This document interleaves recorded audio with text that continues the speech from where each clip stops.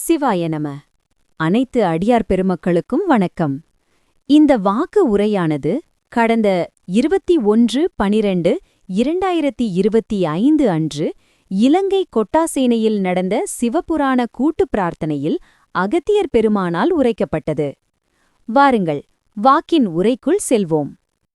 இறைவா நீயே அனைத்தும், இறைவா நீ நன்றாக இருக்க வேண்டும். அன்னை ஸ்ரீ லோபாமுத்ரா உடனுரை தந்தை அகத்திய மாமுனிவர் திருவடிகளைப் பணிந்து ஈரேழு உலகத்தையும் காத்து அருளக்கூடிய அன்னை ஸ்ரீ உண்ணாமலை அம்மை உடனுரை தந்தை அண்ணாமலையார் பொற்கமலத்தை பணிந்து பதிவினை வெளியிடுகின்றோம். வணக்கம். சிதர்களின் இந்த தெய்வீக செய்தியை கேட்க வந்திருக்கும் நீங்கள் எல்லாரும் உண்மையிலேயே ஆசிர்வதிக்கப்பட்ட ஆன்மாக்கள். ஆமா, இந்த போதனைகளை நீங்க கேட்க கேட்க உங்க வாழ்க்கையில நிச்சயம் நல்ல மாற்றங்கள் உண்டாகும். நாம இன்னைக்கு பேச போறது ஒரு மிக முக்கியமான விஷயம். ஆமா, அதாவது மாமுனிவர் அகத்தியர் அருளிய இலங்கை வேந்தர் மேன்மைமிகு இராவணேஸ்வரரின் அதிமுக்கிய ரகசியங்களை பத்தி தான் இப்ப நீங்க கேட்க போறீங்க. இந்த ஞானம் உங்க வாழ்க்கையோட மிக உயர்ந்த செய்தியா கூட அமையலாம். நிச்சயமா. சரி, இந்த உரையாடலை கேட்கறதுனால உங்களுக்கு என்னென்ன நன்மைகள் கிடைக்கும்னு முதல்ல பாத்துடலாம். சொல்லுங்க. நோய் நொடி இல்லாம 100 வருஷம் வாழறதுக்கான ரகசியங்கள், அப்புறம் இந்த உலகத்தை அழிவிலிருந்து காக்கிறதுக்கான சில தெய்வீக ஏற்பாடுகள். இதையெல்லாம் தாண்டி நமக்கு அளப்பரிய ஆற்றலை தரக்கூடிய சக்தி மையங்கள் பற்றியும் தெரிஞ்சுக்க போறீங்க. மிகச்சரி. வாங்க, இதை கொஞ்சம் விரிவா பார்க்கலாம். முதல்ல மேன்மைமிகு இராவணேஸ்வரரின் அந்த மர்ம ஓலைச்சுவடிகளை பத்தி பேசலாம். ஆமா, அது ரொம்பவே ஆச்சரியமான ஒரு தகவல். அதுல மனிதன் 100, 200 ஏன் 300 ஆண்டுகள் கூட நோய் இல்லாம வாழத்துக்கான மந்திரங்களும் தந்திரங்களும் இருக்குன்னு அந்த ஆதாரம் சொல்லுது. அதுல ஒரு ஆச்சரியமான விஷயம் என்னன்னா, அவை வெறும் எழுத்துக்கள் இல்ல, அப்போ கதிரியக்கங்கள் மூலமா இன்னைக்கும் உயிர்ப்போட இருக்குன்னு சொல்லப்படுது. ஓ, அப்போ அது ஒரு உயிரோட்டமான ஞானம். சரியா சொன்னீங்க. இது கலியுகத்துல பணத்துக்காக தவறா பயன்படுத்தற கூடாதுன்னு ஒரு மந்திரத்தால அதை பாதுகாத்து, யாருக்கு போகணுமோ அவங்களுக்கு மட்டும்தான் போகணும்னு, ஆமா, நல்லோருக்கே போகுவீங்கன்ற நோக்கத்தோட மறைக்கப்பட்டிருக்கு. இதுவே ரொம்ப சுவாரஸ்யமா இருக்கு. அடுத்ததா உலக அழிவை தடுக்கிறதுக்காக அவர் செஞ்ச ஒரு விஷயம். ஆமா, சுறா அப்படிங்கிற ஒரு சக்தி வாய்ந்த கல். அந்த கல்லை வச்சு என்ன செஞ்சாரு?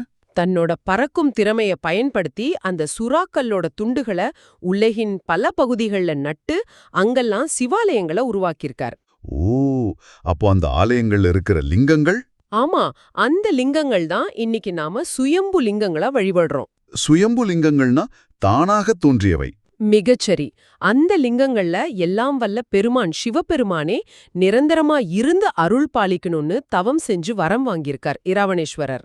அப்போ அந்த ஆலயங்களுக்கு ஒரு தனி சக்தி இருக்கு. நிச்சயமா. குறிப்பா அங்க திருவாசகம் ஓதும்போது அந்த லிங்கங்களோட சக்தி பன்மடங்கு அதிகமாகணும் அந்த ஆதாரம் சொல்லுது. தன் நாட்டு மக்கள் மேல அவர் வச்சிருந்த பற்றும் ஆச்சரியமா இருக்கு. ஆமா, அவங்க எப்போதுமே செழிப்போட இருக்கணும்னு கடுந்தவம் செஞ்சிருக்கார். அந்த தவத்தோட பலனா ஒரு சக்தி வாய்ந்த ரத்தனத்தை உருவாக்கி அத தன்னோட தேசத்துல புதைச்சு வச்சிருக்கார். ஓ, அதனாலதான் அந்த தேசத்து மக்களுக்கு அதிர்ஷ்டமோ செல்வமோ தொடர்ந்து கிடைக்குதுன்னு அந்த ஆதாரம் குறிப்பிடுது. எல்லாத்தையும் விட மர்மமான விஷயம் அவரோட உடல் சம்பந்தப்பட்ட ரகசியம். ஆமா, இதுதான் ரொம்ப முக்கியமான புள்ளி. மக்கள் நலனுக்காக தன்னோட உடலோட பாகங்களை வெவ்வேறு இடங்கள்ல புதைச்சு வச்சிருக்காருன்னு சொல்லப்படுது. இது ஒரு பெரிய கேள்வியை எழுப்புது. அந்த இடங்கள் அவை சாதாரண இடங்கள் இல்ல. அப்போ இன்னைக்கு மிகப்பெரிய ஆற்றல் மையங்களா இருக்கு. அங்கு போய் சும்மா உட்கார்ந்தாலே போதும், மனிதர்களுக்குள்ள பெரிய மாற்றங்களும் அபரிமிதமான பலமும் கிடைக்கும்னு சொல்லப்படுது. அப்போ அந்த இடங்கள் எவைங்கிற ரகசியம் அது எதிர்காலத்துல வெளிப்படுத்தப்படும் சொல்லப்பட்டிருக்கு. அப்படியானா நாம இன்னைக்கு பார்த்த இந்த தகவல்களோட அர்த்தம் என்ன? மனித குலத்தோட நன்மைக்காக விட்டுச் செல்லப்பட்ட தெய்வீக ரகசியங்களோட ஒரு சின்ன துளியத்தான் நாம பார்த்திருக்கோம். ஆமா, இந்த உரையாடலோட இறுதியில உங்களுக்காக ஒரு சிந்தனை. யோசிச்சு பாருங்க. மேன்மைமிகு இராவணேஸ்வரனின் உடல் புதைக்கப்பட்ட அந்த சக்தி மையங்கள் இன்னைக்கு நமக்கு வெளிப்படுத்தப்பட்டா அந்த அளப்பரிய ஆற்றலை மனித குலம் எப்படி கையாளும்? இது ஒரு முக்கியமான கேள்வி. இது ஒரு உலகளாவிய செய்தி. இத உங்க நண்பர்கள், உறவினர்கள் எல்லாருக்கும் வாட்ஸ்அப், ஃபேஸ்புக், இன்ஸ்டாகிராம் எல்லா சமூக வலைதளங்கள்லயும் பகிருங்க. ஆமா, இதுக்கு பதிப்புரிமை எதுவும் கிடையாது. யார் வேணாலும் பதிவிறக்கம் செஞ்சு பகிர்ந்துக்கலாம். இந்த மாதிரி தெய்வீக செய்திகளை பகிர்றது மக்களுக்கு வழிகாட்டுறதோட உங்களுக்கு முதல் தர உயர் புண்ணியத்தையும் வழங்கும்.